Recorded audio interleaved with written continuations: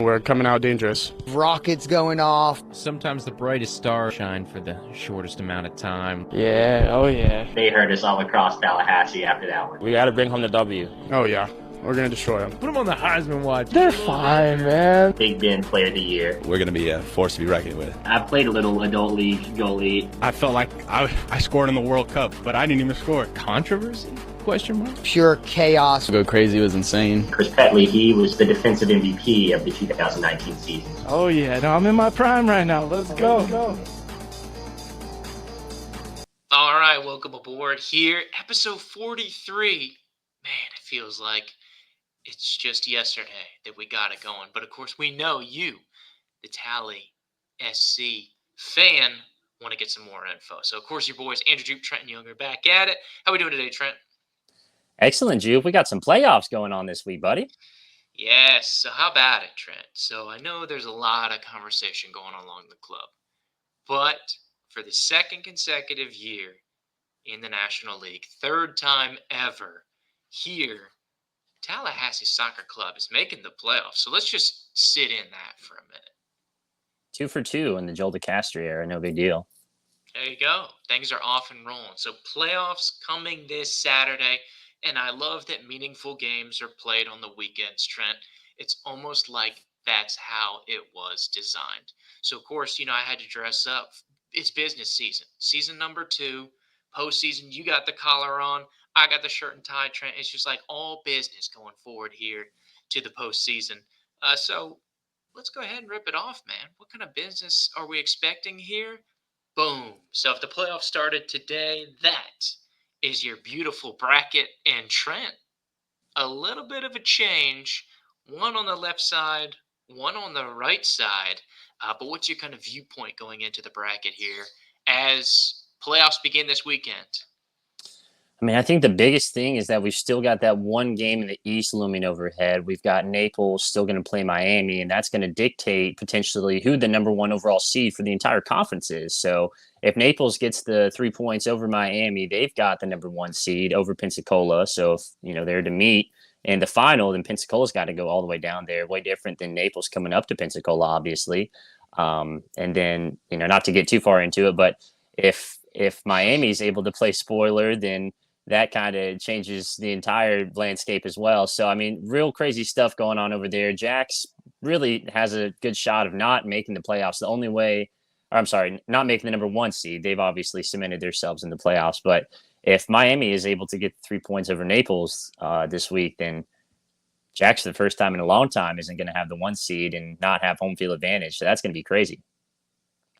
Yeah, of course, I still get to host, but yeah, we'll have to go on the road, which has proved troublesome with both of those Naples teams. Luckily for them, there's only one here in the playoff bracket that they could face. But yeah, the door's still open. So this is what it looks like right now. To me, this is what I would project forward based on what I believe is likely to happen. And Trent, obviously, we have Columbus bumping up to the 2. So depending on when you last tuned in with us, they will be hosting Tallahassee. That's locked in. The West is locked in. Nothing will change. And then, of course, if you can see these little lock logos going forward here, that's what we have going on, Trent. But this is largely what you will anticipate. Any surprises, or do you foresee any changes from this? Do you think, I know you talked about some of the scenarios, do you think we will go outside of what we see here? Naples, Jax, Miami, Pensacola, Columbus, Tallahassee, in that order on those sides?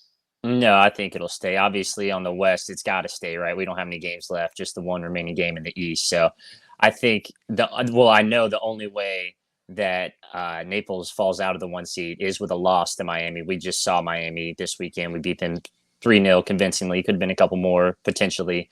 So I think that, Naples is just a little bit better than Miami right now. They seem kind of down at this point in the season. So yeah, I think it's going to stay exactly where it's at right now, Jupe. Yeah, that's what it seems like to me too, is obviously talking about it, but it's going to be tough. I don't think Naples is going to drop at home against Miami based on what we've seen from Miami, based on what we've seen from Naples, but that's why they play the games, right? So it'll be exciting to watch, and we'll see those of going forward. So, Trent, obviously the elephant in the room is going to be that Columbus-Tallahassee matchup. What was that? The old South Beach press conference, Trent. Not one, not two, not three. How about four? Fourth time that we will be playing Columbus here in the last, well, even if it was just the season, it'd be in the last 2 months. But obviously, playing them on a little bit of an abbreviated schedule, it's the fourth time in about 7 weeks, I believe, that we're going to And have what Columbus. that'll be the third time in just over 2 weeks as well. Yeah, So time in 4 weeks, something like that. Yeah. yeah, it's going to be wild. But I mean, we saw a formation change over the last game or so down in Miami, and then even late in the game against Columbus when they came to the Gene. So I don't know if that's something we're going to shift to and try to play a different style of football against them. Obviously they bested us 3-1 two times in a row, home and away. So something's got to give, right? Like you got to do something different there. So I think we're going to go to that 4-back system because we've seen how fast Columbus can be out wide, and I think that Coach Joel is trying to contain them a little bit more and just have a few more numbers back on the back line. Yeah, for sure. So that's going to be the thing. So I guess, do you want to play a little prognosticator? Because that's the problem, right? The problem is solving the Columbus counterattack. How do we go through them? Do you want to have a little discussion of what you'd like to see? Or maybe, you can put on your little coach's cap here, Trent?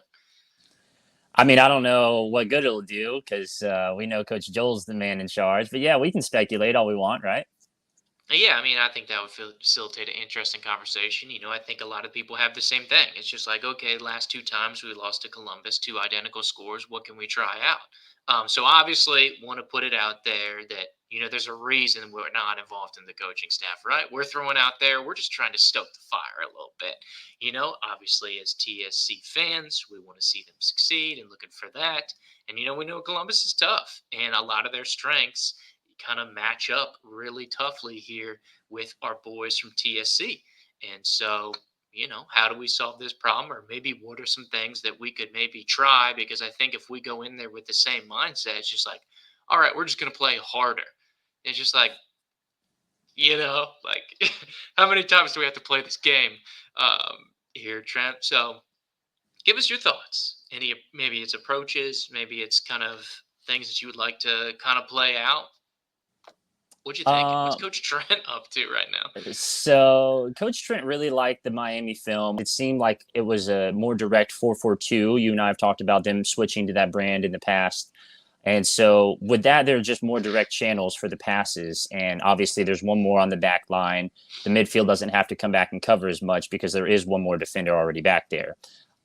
We didn't have Tristan Monroe in this game. And so Ali Sassanka was able to drop back. And we know how well Ali can pass the ball upfield from the midfield. So he was doing a phenomenal job distributing. And then Trice was able to tuck back into a true center back position as a lefty and send balls up the left-hand side really well. I mean, I think that was Trice's best game all season because he had help. He was able to kind of sit back a little bit more. He didn't have to push up and was just kind of able to use his expertise and his wisdom reading the field and just dishing out passes. And so I really like the style of play. Obviously, we were able to get 3 goals. Now, we don't think that Miami is as good as Columbus, and, standings would also show that that is true. But, I think if we were able to play that brand of football, I think that's going to bode a little bit better for us against Columbus in the playoffs than it has these last couple of times when we've seen them. All right. Good stuff. Good stuff. So do you have kind of your hits? Obviously, you talk about formations and stuff to go through. You said you like the 4 in the back. So who's your 4? Let's go deep dive on this Coach Trent exercise. Take us around the horn. Who do you like? And if you have a change of thought, don't feel like you can't go back. I'm writing it all down here. So, I got my little trusty notebook here. And of course, it's on record so that people will hear you. But yeah, kind of take me through your thought process and just kind of unpack it. I think Ethan Stewart at left back is just the perfect left back in a 4-back system. We've seen him really succeed in times this season on the wing, but like having him be able to come back and have that physicality, have that recovery that he has because he has such a high work rate on defense.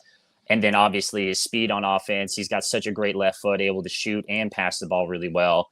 Strong on the ball. I mean, it was hard to keep Ethan off the field, but that just shows you how good this TSC team is with some of these departures now with a little formation change. And Ethan's getting his opportunity again, and he played really well Saturday against Miami. So I think Ethan at left back going forward just makes sense. Same thing with Trice, left center back. Again, coming off his best game all season. I really like Trice there. It's tough because we didn't have Tristan or John Varela, but I think it's going to be Tristan. I think Ali goes back up to the midfield. So Tristan at right center back. And then Zuri's been playing really well. We love Zuri. We're big Zuri fans. We have been for a couple seasons now. So just loving the opportunities Zuri's getting.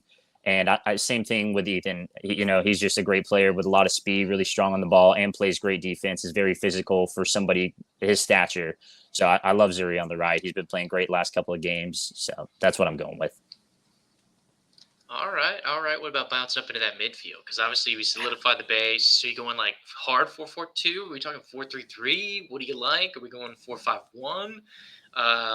What's kind of your thought process here? As I know this is kind of catching you off guard, but off the rip, I just want to see what you like, what you got, what's rolling around in that head of yours. I'm a big 4-5-1 guy or a 4-2-3-1 guy. I really like having two midfielders that hold the play, really drop back and help out the defense. So in that role, it's got to be Adrian Fontanelli and Ali Sasanka. We've seen him play there a lot this season. Now, I want this to be taken with a grain of salt. I don't think they're going to run this, but if I'm running it out there trying to beat Columbus, this is what I'm doing. And then out right in the wide attacking right mid, that would be Johnny Fitzgerald. He's kind of played there the last couple of games as a true right mid in the 4-4-2. Dang. Man, you really put me on the spot. I don't have a roster in front of me. I'm going to go Audie out wide left, Big Rob up top, and then Jose Vivas as a center attacking mid. That's what I got for you, Joop. All right. There you go. So you got And Big Fontanelli. Sloan in goal. Sorry, Tyler Sloan in goal. There you go. The Sloanster. Can't forget about number 1, right? Of course. Big dog. All right, so we see here. So we got Ethan, Trice, Tristan, Zuri along the back, and then we bounce up. We have Audie, I guess Vivas, depending on how you look at it, Fontanelli, Ali, and then Fitzgerald, and then of course got the Lone Ranger up there, Big Rob. Okay, I like that. That's money, dude. So you officially terming this? What's your official terminology for the starting lineups here, Trent? Number wise, 4-5-1. You going to 4-5? Yeah. Heard. I won't make it too difficult. There you go. So I'm going to entertain this exercise as well. Once again, not a coach, not telling Joel what to do, but people haven't asked. It's like, okay, what's going to change? What's different, right? So this is a long time. So I'm thinking Columbus likes to spring load it, right? So they love to kind of collapse and then launch out in the counterattack. And so I'm thinking like playing on the ground, playing through the midfield, maybe going back to maybe some more of a kind of a direct play, right? So maybe kind of facilitating those long balls a little more. Try to exercise that a little bit. So I like throwing out a little 4-3-3 here, Trent. See if we can't rip down those channels. I like Jose on the left. I think that's fun. And so I'm going for a little bit of a different mentality. I want to come out hot. Like I want to put all the burners on the field and then just hit them blitzkrieg style, like go all in. So that's kind of my mind frame here. So I got Jose up the top, out left. Gotta have Rob. His work rate's been awesome. Yeah. So we got somebody on the front line here to go. I like Audie. Let's put Audie. Love his aggressiveness, love his intensity. Let's drop back into the midfield. This is where I'm going to get a little creative here. So you're going to have Fontanelli here in the middle. I like, let's see. Like I said, I'm going to put Alex on the right to start. And then I'm going to put Sundqvist on the left. So that's going to be kind of my drop. Obviously, Fontanelli will drop, and then we have the kind of guys getting back on that midfield. And then so I'm going to go – I'm actually going to keep the back line the same as you. So as you can see here, Ethan, Trice, and actually I like where Ali back there. So I'm going to switch Tristan out for Ali. Oh, now you're really copying me from like 2 weeks ago. Okay. And so flexing it out here. So yeah, I'm thinking direct. So it's like, hey, Trice, why don't you go for it and whip that? I know Alex loves to send those early switches. Let's go him across to Jose. And then, of course, like we said, when you're trying to kill the counterattack for Columbus, you got to think about that second half. So let's keep them under control. We got Zuri and Ethan on the outside. We know we got the deep boys on the bench going forward here. And, of course, we can put some speed back there. So then when you think second half, I love, maybe throwing Mo out there. Putting Mo maybe on the left here. I know he's great offensively to go forward, that you put him in that kind of situation. But if we can have him ISO on that speedy guy that you like for Columbus, cancel out that counterattack, I think we can keep him kind of in check. And then obviously having the other guys, we got the ball winners and coverage on the backside, potentially facilitate some action there. So hit him strong. And, we got to have Jose out there. Get some long ball going and try to leapfrog that, kind of spring-loaded action that Columbus brings to the table. When you said Blitzkrieg, I immediately knew you were going to pick Alex Thompson. I knew Alex, Rob, Audie, those just insane work rate guys were all going to get in there. So, no, that's fun. That's a great idea because that's the thing is they've gone up early when we have scored. It's been down 2 goals the last 2 games. So, you got to change the narrative somehow. Yeah, and then I like how kind of Fontenelle will kind of sit in, and then you have Sundquist and Alex who are good and back as well. So, if they do search forward, and then you kind of go next tier, then if you want to flip out, you flip those bodies on the front line. Maybe you put Mo back in defense, and then you send Ethan forward or some kind of combination in there. Obviously, you got the deep bench, and then I've also got Sloan in goal. Though Xander played a really good game over the weekend here versus Miami. Shout out first start. And then you also got Braden Paul off of his first goal. So that's the thing. It's not like just this front line that will be needed for you. And so, of course, we got a number of options on the bench. So a little bit of directness, a little bit of long ball. Well, you can see how it plays out a little bit. Of course, there's a reason why I'm not on the coaching staff. They don't want my input here. But maybe there's something different among the midst. So, Coach Joel and the Brain Trust are going to have something fun. You really like the emergence of some of the players coming here from the full 18. Obviously, you got Malachi Wright. You got Braden Paul. All our guys are getting a little more healthy from the banged up injuries as well as coming back from the suspension. So, you have a good feeling as we start to round the corner here. So, we'll be sure to keep an eye on it here. And, of course, see how that coaching hat wears out. But you never know. That's why they play the game. And maybe the 4th time is the charm.